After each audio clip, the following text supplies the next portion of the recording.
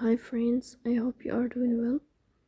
Today we'll talk about how to fix or how to solve the problem of clear cache on the application of Suno UI Good Settings. Then we click on Apps, Default Apps, App Settings. On above, you search about Suno app.